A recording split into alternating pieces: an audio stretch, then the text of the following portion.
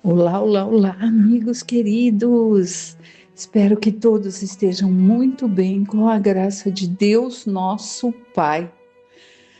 Vamos, com a graça desse Pai misericordioso, estudar mais um pedacinho do Evangelho segundo o Espiritismo decodificado por Allan Kardec. E nós estamos estudando o capítulo 10. Bem-aventurados os que são misericordiosos. Nós já vimos como sermos mansos, né? Mansos, não de baixar a cabeça, de dizer amém quando a coisa está errada, mas de termos a paz no coração e procurarmos discernir, buscando ali os ensinamentos de Jesus, buscarmos auxiliar, buscarmos compreender, buscarmos calar, como diz no próprio Evangelho, para que o mais tolo consiga colocar suas palavras e respeitar, porque ele está no tempo dele. Cada um de nós estamos no nosso melhor. Então, o que Deus nos pede, nos mostra nesse capítulo, é dizendo: felizes aqueles que conseguem olhar ao próximo, às situações políticas que são tão difíceis, né? Mas olhar e pensar, Deus auxilie, e não jogar a primeira pedra, nem nenhuma delas, porque todas as vezes que fazemos o Pai Nosso, estamos nós lá, pedindo a Deus para que perdoe nossos pecados, assim como eu também devo perdoar o do outro. Bem, nós estamos estudando no momento o item não julgues para não ser julgados. Aquele que estiver sem pecado, atire a primeira pedra. E nós vimos até então que Jesus estava ali e de repente chegou um grupo ali de pessoas, né, querendo tentá-lo, para depois ter de que acusar Jesus. E tentá-lo por quê? Porque segundo a lei mosaica, naquele tempo ainda era necessário que se fosse assim. Tinha-se lá que a mulher adúltera deveria ser apedrejada. E aí, Jesus disse lá no início que não veio para destruir a lei, mas para completá-la, complementá-la, para colocar algo a mais, que nós sabemos que é o amor, é esse olhar ao outro com essa misericórdia que queremos que Deus olhe para a gente. Então, esses que o foram ali tentar, né? Os fariseus, escribas, por que falaram assim? Pensaram, olha, essa mulher é adúltera, Senhor. O que devemos fazer? O que acha, né? Que podemos fazer? Mas era para tentá-la. Por quê? Porque Moisés ordena que se apedreje a adúltera. A lei mosaica que ele disse que veio para não destruir a lei, mas para acrescentar. Se ele dissesse não façam isso, estaria indo contra a lei mosaica. E se ele dissesse sim, apedrejem, jamais isso sairia da boca de Cristo, de Jesus Cristo. Aí eles iriam dizer, e cadê aquele Deus que fala de amor e do perdão? Não é? Mas aí nós vimos também, no estudo anterior, que Jesus se abaixou e começou a escrever na areia. Isso é no sentido figurado. Ele deixou ali que a sua energia, que é inominável, não sei como dizer, não, gigantesca, para que a gente entenda, é uma energia crística, para que se ele se achegasse próximo daquele povo para conseguir entendê-lo, não, ele entende sempre, mas para que pudesse perceber ali, não é o perceber também, mas para que o povo o percebesse como um deles. Mas o povo continuou instigando e perguntando: o que fazer? Como agir com essa adúltera? Aí Jesus se levanta e mostra o que ele veio fazer. E diz, sem dizer para não cumprir a lei mosaica, mas também para não fazer o que a lei prega, ele diz com outras palavras o seguinte: aquele dentre vós que estiver sem pecado, lhe atire a primeira pedra. Se eu não tiver pecado nenhum, que eu seja o primeiro a começar essa injustiça, né? Ele não diz com essas palavras, mas ele coloca cada um ali para pensar como está, se ele realmente nunca cometeu nada. A energia dele consegue alcançar aquele povo. E de repente, nos é colocado aqui nesse item do Evangelho, que todos começam a se retirar, começando primeiro pelos mais idosos. Também já foi falado na palestra anterior, mas por que os mais idosos? Porque com certeza, quantos mais anos temos, né, de existência, mais devemos ter cometido os atos que depois até de aprender o Espiritismo, falar, nossa, aquilo não foi legal, Deus tem de piedade, vou procurar fazer diferente. E assim foi. Saíram os mais velhos e depois os outros e os outros. Por quê? Porque conseguiram entender o que Jesus havia lhes dito sem responder a pergunta de uma forma direta. Não cumpram a lei mosaica ou façam o que a lei mosaica pede, mas colocando-os para pensar, para eles próprios pensarem e julgarem como se fosse eles ali no lugar daquela mulher. E depois ele se levanta novamente e diz: onde estão vossos acusadores? Ninguém vos condenou? E ela disse: não, Senhor. E Jesus diz: eu também não vos condenarei. Ide e no futuro não percais mais. Porque Jesus é esse amor. Ele não está lá para apontar o dedo para nós e dizer: olha aqui você. Não. Ele simplesmente diz: vá e não peques mais. Nós é a mesma coisa. Ele não julga. Ele espera que nós nos modifiquemos, que nós nos coloquemos ali como aprendizes e que possamos nos modificar. E foi nesse item que nós paramos, foi nessa colocação, e eu a recordei juntinho de vocês para que entendamos o que continua agora no item 13, que é continuação desse mesmo tópico: não julgueis para não serdes julgados. Então vamos à leitura, meus irmãos. Aquele que estiver sem pecado, atire a primeira pedra. Com este ensinamento, Jesus faz do perdão um dever, pois não há ninguém que dele não tenha necessidade para si mesmo.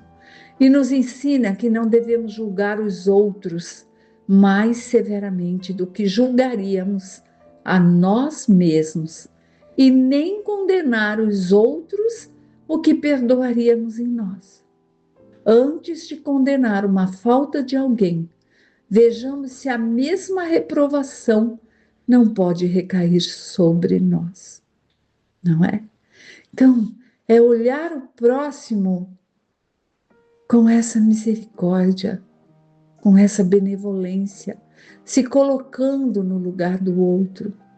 Como vamos culpar o outro daquilo que nós ainda fazemos?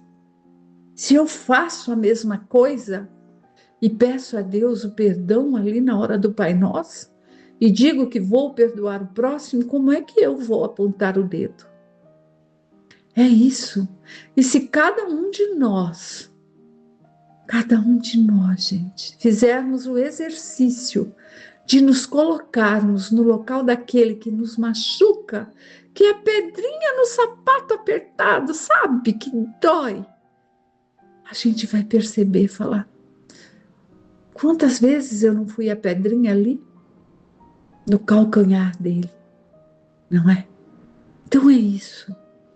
É buscar nos melhorarmos, dando o perdão, e quanto mais perdoarmos, mais seremos agraciados com o perdão de Deus, porque Ele vê em nós a ação do que estamos aprendendo no Evangelho de Jesus. É o perdão.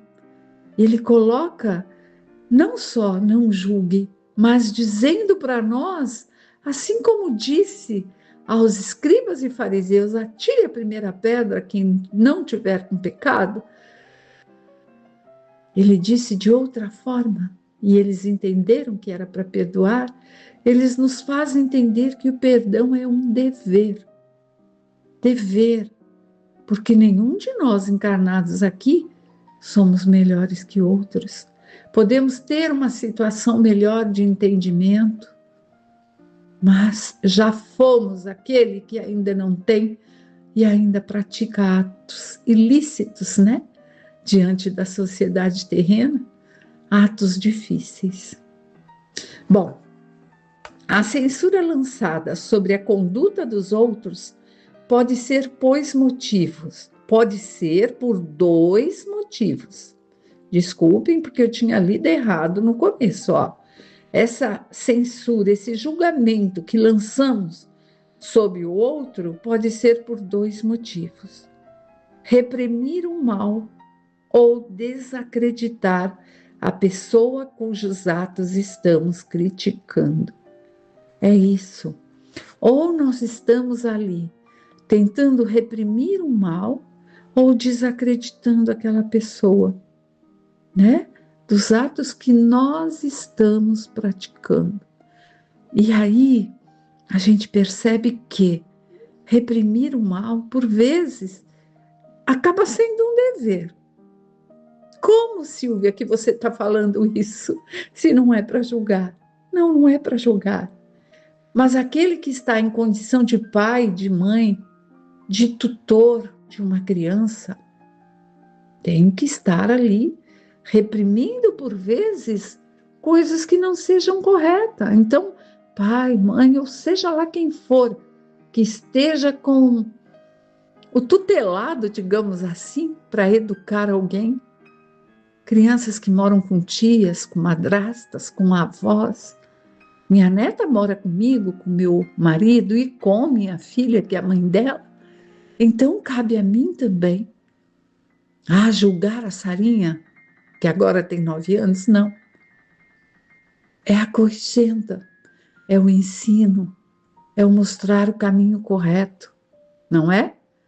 Agora, quando diz aqui, desacreditar a pessoa cujos atos estamos criticando, esse aqui é no sentido de humilhar o outro para se vangloriar, para colocar o nosso orgulho acima. Tá vendo como eu tinha razão? Uhum. Então, é isso que ele nos coloca aqui, né? Que essa censura ou pode ser algo que realmente tenha que acontecer quando estamos com aqueles que nos são tutelados, como ali quem deve mostrar o caminho correto, ou por vezes a gente não tem nada a ver com aquilo e quer fazer com que o outro deixe de fazer aquilo que ele escolheu, que a meu ver pode não estar certo, mas não é mal para ele nem para os outros, porque o meu orgulho fala mais alto. Ó, este último, né, que é o desacreditar a pessoa cujos atos estamos criticando, este último motivo nunca tem desculpa, pois vem da maledicência e maldade. O primeiro pode ser louvável e, em certos casos, até mesmo um dever. Se disso deve resultar um bem, e sem esse procedimento o mal nunca seria combatido na sociedade. Por quê? Porque se a gente não ensina filhos, netos, alunos, professores são missionários. Então, é isso não só para ser funcionário do governo, da prefeitura, do estado, ou de uma escola particular, universidade, seja lá o que for. São missionários, tem ali muitos naquela sala de aula que depende dos seus ensinamentos. Então, tem que mostrar ali o caminho correto. Aliás, não deve o homem ajudar o progresso do seu semelhante? Se nós devemos ajudar no progresso do próximo, nós temos sim que mostrar o caminho e dizer: aqui não, por aqui não está correto com você, com fulano, com ciclano e com a sociedade. Não se deve, portanto, tomar esse princípio no sentido amplo e limitado. Não julguei se não quiserdes ser julgado, porque a letra mata e o espírito vivifica. A letra mata e o espírito vivifica. É o dever. Por vezes temos o dever no auxílio social de mostrar ali como seguir o caminho e jamais se vangloriar. Não é possível que Jesus tenha proibido de se censurar o mal. Em todas as oportunidades, ele o combateu energicamente. Quis nos ensinar que a autoridade da censura se dá em razão da autoridade moral, daquele que a pronuncia. Se não sentirmos culpado por aquilo que condenamos nos outros, não temos o direito de ter essa autoridade. E ainda mais, usamos a forma injusta, caso façamos o direito de condenação. Além disso, a consciência íntima recusa todo respeito e toda obediência voluntária àquele que, estando investido de qualquer poder, não respeite as leis e os princípios que está encarregado de aplicar. Não há maior autoridade legítima aos olhos de Deus do que aquela que se apoia no exemplo que dá do bem. Que se apoia no exemplo que dá do bem. Então, a maior autoridade que temos diante de Deus é darmos o exemplo da prática do que é bom, do que é do bem. Isto é o que ressalta de forma bem clara as palavras de Jesus. Não julguei para não serem julgados, e jamais deixar que o mal role à vontade. Então a gente precisa entender, como disse uma vez uma estudiosa do Evangelho lá de Ouro Preto, numa das caravanas que a Casa União fez, a qual eu tive a oportunidade de participar, e fomos nessa casa espírita lá em Minas, Ouro Preto. E ela diz que o Evangelho deve ser estudado miudinho, letra por letra, para que entendamos o que Jesus quis nos mostrar e dizer. Porque se lermos ali correndo, na pressa de acabar mais rápido, para ver quem leu mais rápido, sabe? Muitos ensinamentos passarão desapercebidos. E por que a gente lê e relê o Evangelho e sempre está aprendendo? Eu mesma já fiz o estudo de Evangelho nem sei quantas vezes.